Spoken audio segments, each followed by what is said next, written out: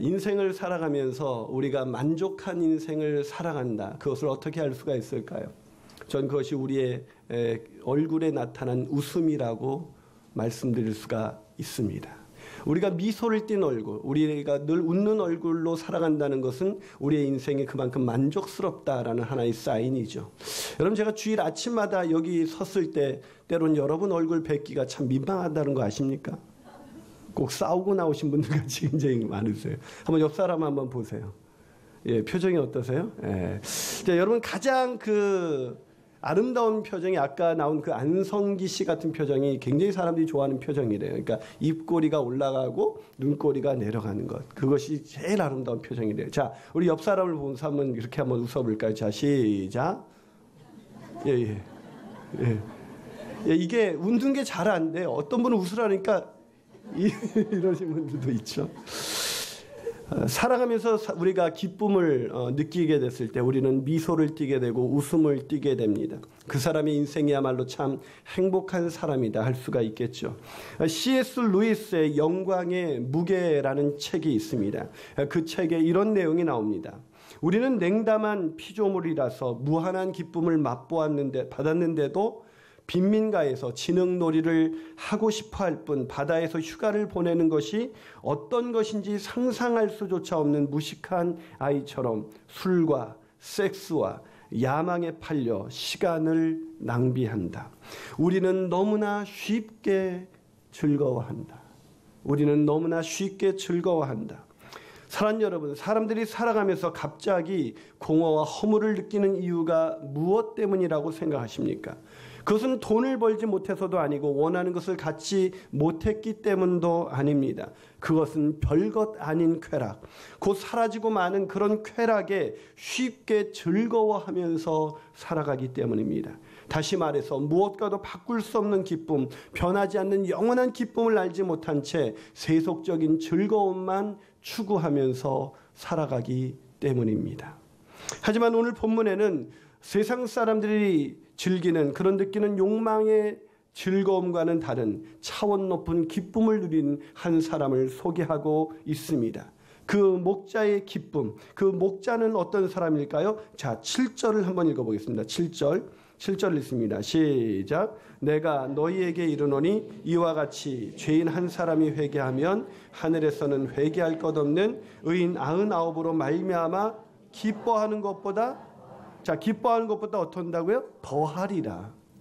우리가 세상에서 느끼는 그 기쁨보다 더하리라. 오늘 목자가 바로 그런 기쁨을 누리고 있는 것입니다. 싸구려 기쁨이 아니라 잠깐 있다가 사라지는 기쁨이 아니라 그 영원한 기쁨을 누리고 있는 것입니다. 사랑 여러분, 이 기쁨을 누리고 싶지 않습니까? 그저 잠깐 있다가 사라지는 그런 싸구려 기쁨, 그냥 진흙놀이를 빈민가에서 하는 그런 기쁨이 아니라 정말 아름다운 바다를 보면서 누리는 그런 기쁨을 누리고 싶지 않습니까? 사랑하는 여러분, 그 기쁨을 누리기 원한다면 오늘 본문에 있는 목자처럼 잃어버린 양을 되찾아야 할 것입니다. 다시 영혼을 찾는 기쁨이야말로 그 어떤 기쁨보다도 더하리라고 오늘 성경은 말씀해주고 있기 때문입니다. 그렇다면 우리가 어떻게 잃어버린 양을 찾는 그 목자의 그 영원한 기쁨을 누릴 수가 있을까요? 첫 번째 비결은 찾아야 할 대상이 있음을 깨달아야 합니다. 찾아야 할 누가 있다고요? 대상이 있음을 깨달아야 한다는 것입니다. 여러분, 제가 사실은 라식 수술을 했습니다. 그래서 지금도 안경을 껴서 헷갈리시는 분들이 많은데 제가 이렇게 안경을 벗어도 이제 잘 보입니다. 근데 제가 안경을 끼고 다니는 이유는 많은 교우들이 안경 끼는 것이 훨씬 더 낫다. 이제 이런 얘기를 계속 해주는 거에서 한 번 안 끼고 나오면 목사님 역시 끼는 게 나아. 이제 이런 얘기들이 계속 들려오는 것입니다. 근데 제가 라식 수술을 하고 나서 문제가 생겼습니다. 그 문제는 뭐냐면 예전에는 이 안경을 잃어버리는 경우가 거의 없었습니다. 왜냐하면 안경을 벗으면 아예 안 보이니까 안경 없이 길을 나선다는 것은 불가능한 일이었습니다. 그렇기 때문에 안경을 늘 차고 다녔습니다. 그런데 이제 라식 수술해서 이것을 안경을 벗어도 잘 보이니까 이제 안경을 자주 잃어버리게 되는 거예요. 안경 없이도 편안하니까 안경이 어디 있는지 모르는 거예요. 근데 어느 날 주일이 다가오고 있었습니다. 저는 안경을 당연히 잃어버렸다는 사실도 모른 채 안경을 찾았는데 안경이 없는 거예요. 아니, 집에 있겠지. 집에 갔는데 없는 거예요. 교회에 있나? 다시 교회 왔는데 없는 거예요. 주일이 점점 가까워지면서 안경을 아무리 찾았는데도 안경이 없는 것입니다. 결국 저는 안경 없이 주일을 보내야 했습니다. 여러분, 이후 제 머릿속은 어떤 생각으로 가득 차게 됐냐면 이 안경이 도대체 어디 있지? 라는 생각으로 가득 차게 되었습니다. 안경을 잃어버렸다는 사실을 알지 못할 때 그 생각은 안경이 어디 있지라는 생각은 나에게 들어오지 않았습니다. 근데 안경을 잃어버렸다는 사실을 깨닫는 순간부터 저는 안경이 어디 있지라는 생각에 지배를 받고 살게 된 것입니다. 무슨 말입니까? 찾아야 할 것, 그 찾아야 할 대상이 있는 것을 깨닫기 전까지는 저는 안경을 찾지 않은 것처럼 찾아야 할 대상이 있다는 것, 내가 잃어버린 양이 있다는 것을 깨닫기 전까지는 우리는 잃어버린 것을 찾지 않는다는 것입니다. 마찬가지입니다. 그렇기 때문에 잃어버린 영혼을 찾기 위해서 가장 중요한 것은 찾아야 할 대상이 있다는 것을 깨닫는 것입니다. 하나님이 내게 맡겨준 양떼 중에 한 마리가 없어졌다는 것을 깨달아야 한다는 것입니다. 잃어버린 것조차 알지 못하는 사람이 어떻게 잃은 양을 찾아서 나설 수가 있겠습니까? 저는 저와 여러분이 우리 주변에 있는 그 잃어버린 양을 찾아 나서는 그 잃어버린 양이 있다는 것을 깨닫게 되시기를 주님의 이름으로 축복합니다. 한 발 더 나아가서 우리가 어떻게 잃어버린 양을 찾는 그런 목자의 기쁨을 누릴 수가 있을까요? 그것은 찾아내는 수고를 감당해야 합니다. 여러분이 잃어버린 양을 찾기 위해서 필요한 것은 구호가 아니라 찾는 행동입니다. 구호가 중요한 것이 아니라 행동이 중요하다는 말입니다. 찾아 나서야겠다는 절박감이 아니라 찾아 나서는 수고가 필요한 것입니다. 자, 과연 그런지 4절을 한번 읽어봅시다. 4절을 다시 한번 읽습니다. 시작. 너희 중에 어떤 사람이 양 100마리가 있는데 그 중에 하나를 잃으면 99마리를 들에 두고 그 잃은 것을 찾아내기까지 찾아다니지 아니하겠느냐. 여러분, 목자는 양을 돌보는 사람입니다. 양을 잘 살피는 일을 하는 사람이죠. 하지만 목자가 하는 더 중요한 일이 있습니다. 아니, 목자가 자주 하는 일이 있습니다. 그 하는 일이 뭘까요? 그것은 양을 찾는 일입니다. 잃어버린 양을 찾아 나서는 일입니다. 왜냐하면 양은 방향 감각이 없어 길을 잘 잃어버리기 때문입니다. 양은 길을 잃어버리는 것을 그야말로 밥 먹듯이 합니다. 그렇기 때문에 목자가 수고로운 것은 이렇게 잃어버린 양을 거의 매일 찾아 나서야 되는 그런 일들을 반복하는 것이 바로 목자인 것입니다. 그러니 피곤하죠. 남들이 다 쉴 때 잠을 자지 못하고 계속해서 나설 수밖에 없는 일이 바로 목자의 일생이라는 것입니다. 그러기에 이사야서 53장 6절은 이렇게 말씀하십니다. 우리는 다 양 같아서 그릇 행하여 각기 제 길로 갔거늘 여호와께서는 우리 무리의 죄악을, 우리 모두의 죄악을 그에게 담당시키셨도다. 그렇습니다. 양과 같은 우리, 그런 우리가 자주 경험하는 것은 바로 길을 잃어버리는 것입니다. 그래서 인간은 알지 못합니다. 어디에서 와서 어디로 가는지 인간은 알지 못합니다. 인생의 목적을 알지 못합니다. 무엇에 인생의 가치를 두고 살아야 되는지 인간은 알지 못합니다. 그저 길을 걷고 있을 뿐입니다. 잃어버린 길을 따라 걷고 있을 뿐입니다. 열심히 걷습니다. 여러분, 그거 아세요? 우리 인생이 허물을 느끼는 것, 우리 인생이 절망에 빠지는 것, 그것은 우리가 열심히 살지 않았기 때문이 아니라 열심히 잘못된 길을 걸어갔기 때문입니다. 여러분, 인생이 허물을 느끼는 것, 그건 열심히 안 살아서가 아니에요.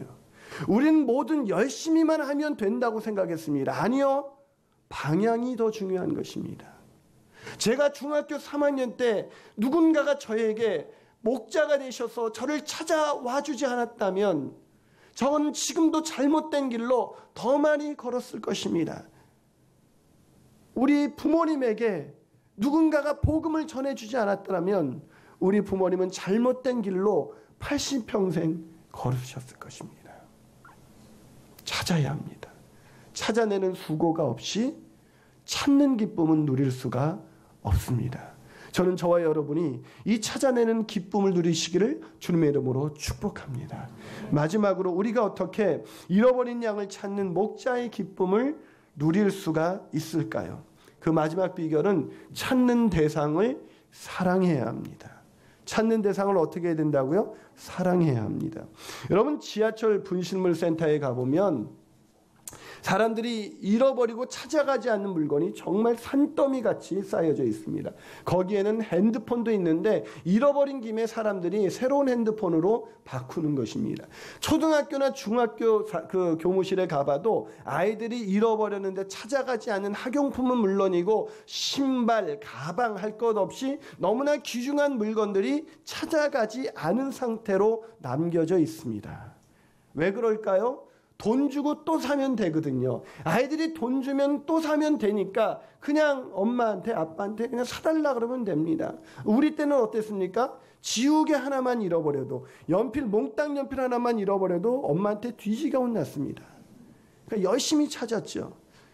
왜요? 우리가 왜 찾았습니까? 안 그러면 뒤지가 혼나니까. 제가 볼 때 교회도 매주일 예배 들을 때 잃어버린 양을 안 찾아오면 뒤지게 혼나는 교회. 이런 교회 한번 만들어 볼까요? 사랑하는 여러분, 잃어버린 것을 안 찾아갑니다. 근데 뉴욕에 가면은요, 인형병원이라는 게 있습니다. 인형병원. 동물병원은 들어보셨겠지만 인형병원이 있어요. 여러분, 왜 인형병원이 필요할까요? 인형을 망가지면 사면 되지 않습니까?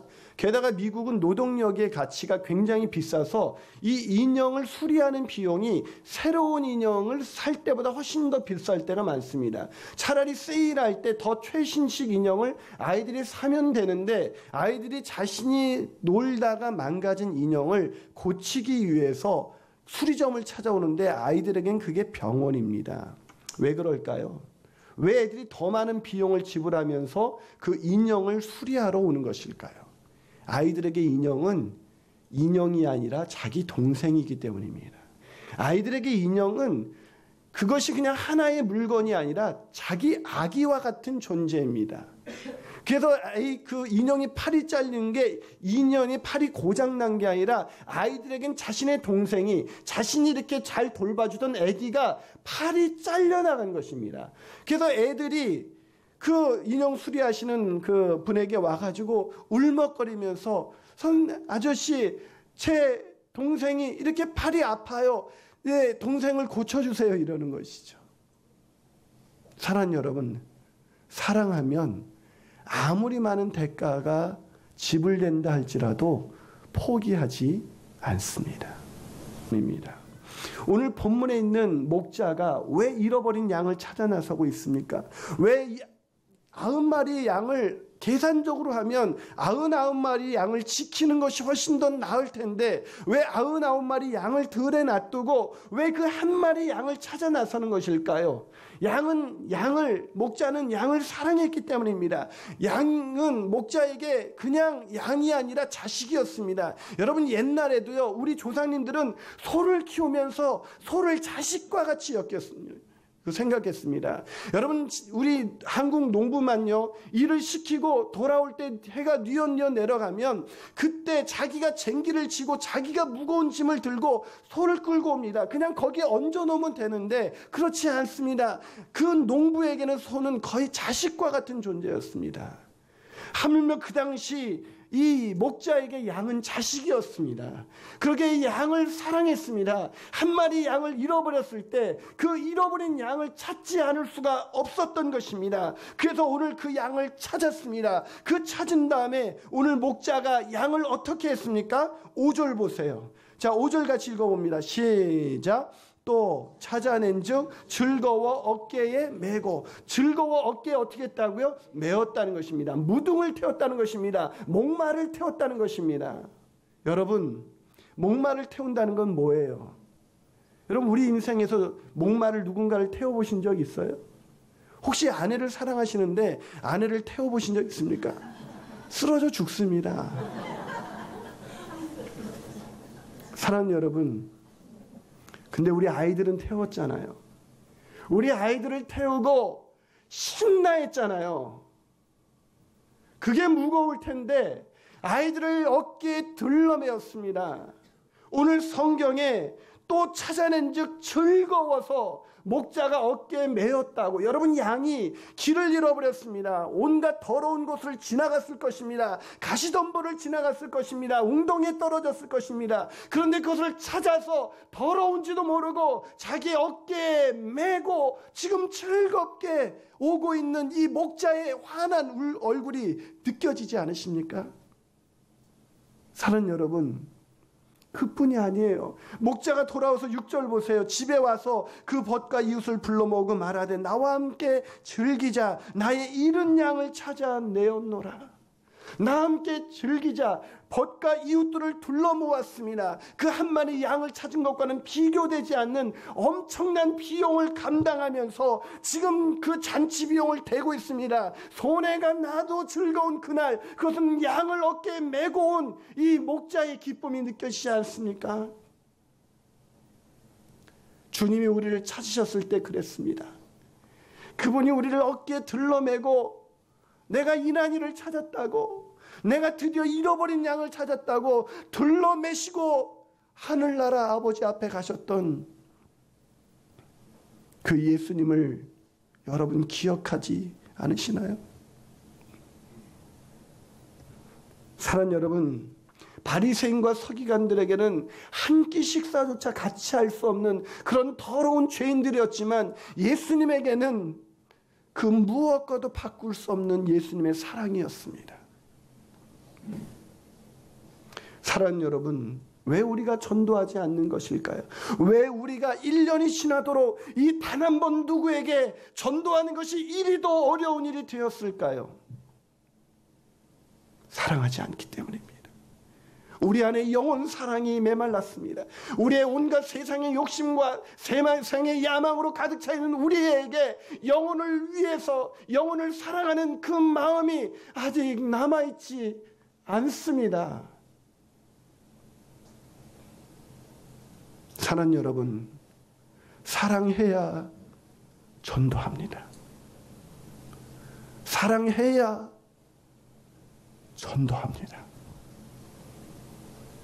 빌 하이빌스 목사님 지금 책 이름이죠. 사랑하면 전도합니다. 그 책에서 빌 하이빌스 목사님은 이렇게 말합니다.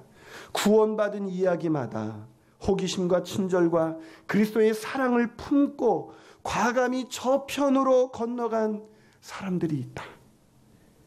하나님으로부터 저 멀리 떨어져 사는 고집센 사람들이 안타까워서 예전에 자신이 받은 선물을 그들에게 전해주려고 저편으로 건너간 사람들, 구원받은 이야기마다 그리스도의 사랑의 심장을 품고 저편으로 건너간 사람들이 있다.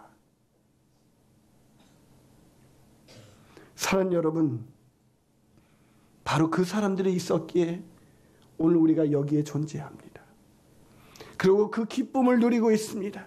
예배하는 기쁨, 찬양하는 기쁨, 말씀 속에 영혼이 회복되는 기쁨을 누리고 있습니다.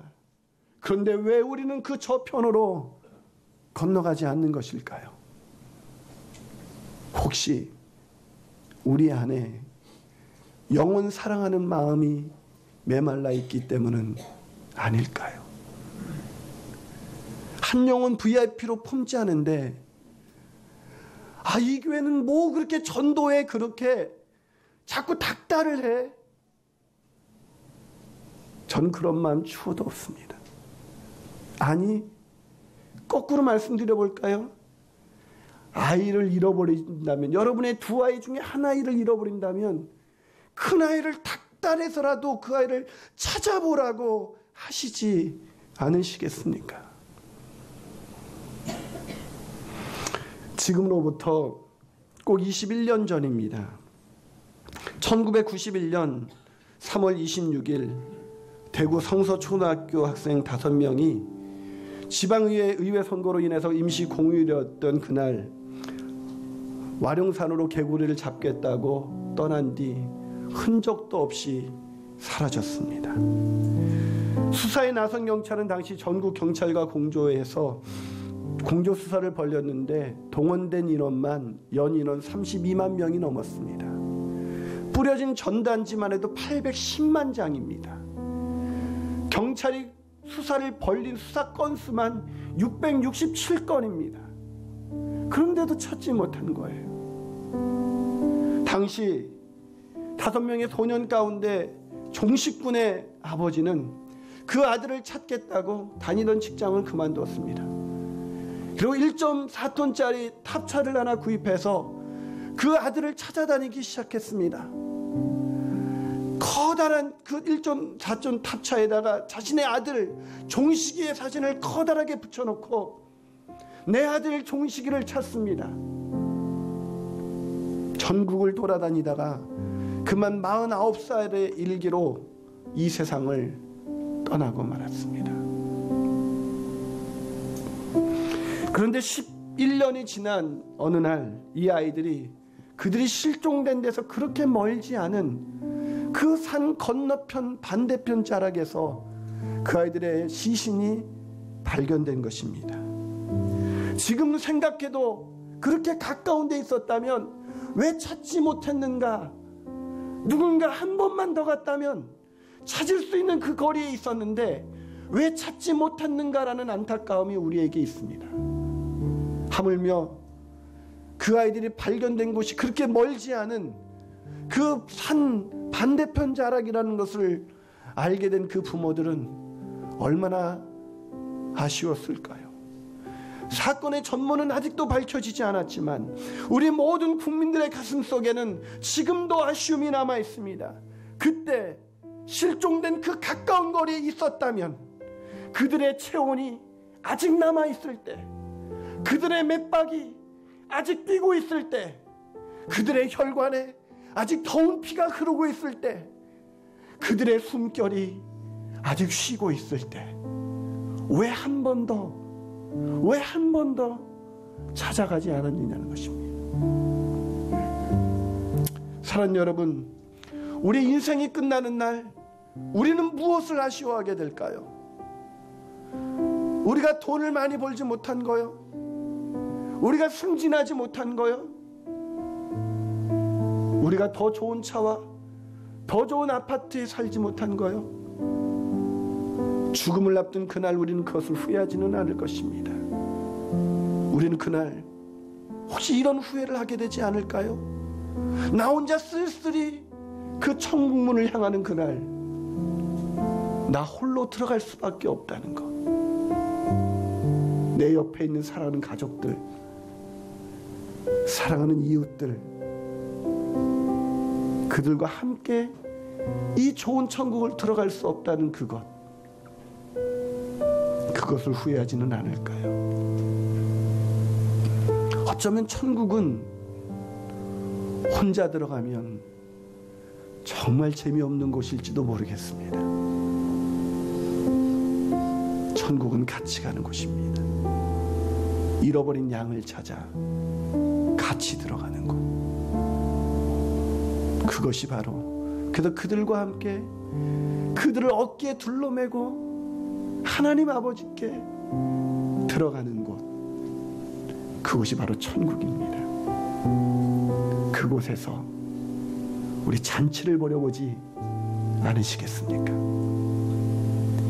이 세상에 잠깐 있다가 사라지는 그 싸구려 쾌락이 아니라, 그 싸구려 즐거움이 아니라, 돈 버는 즐거움, 승진한 즐거움, 아파트 당첨된 즐거움, 복권 당첨된 즐거움이 아니라 영원한 기쁨, 빼앗길 수 없는 기쁨, 상상할 수 없는 기쁨. 그 잔치의 마당에서 어깨에 둘러맬 그 양은 지금 어디 있습니까?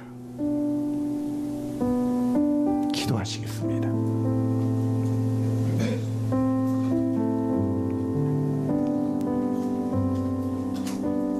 사랑하는 여러분, 영혼을 다시 찾는 기쁨에 동참하고 싶지 않으십니까? 잠시 있다가 사라지는 싸구려 기쁨이 아니라, 쉽게 즐거워하는 그런 즐거움이 아니라, 변하지 않는 영원한 기쁨, 영혼을 구원하는 그 기쁨을 누리고 싶지 않습니까? 누가복음 19장 10절은 이렇게 말씀하십니다. 인자가 온 것은 잃어버린 자를 찾아 구원하려 함이니라. 이 기쁨을 누리시는 계절, 그런 계절이 될 수 있도록 하나님, 내가 싸구려 기쁨에 즐거워했던 내 저속한 욕망을 이 시간 내려놓습니다. 오직 아버지의 마음을 품게 하여 주시옵소서. 아버지의 눈물을 품게 하여 주시옵소서. 아버지의 마음이 있는 곳에 내 마음도 있게 하셔서 내가 그 한 영혼을 찾아 나서는 그런 가을이 되게 해 주시옵소서.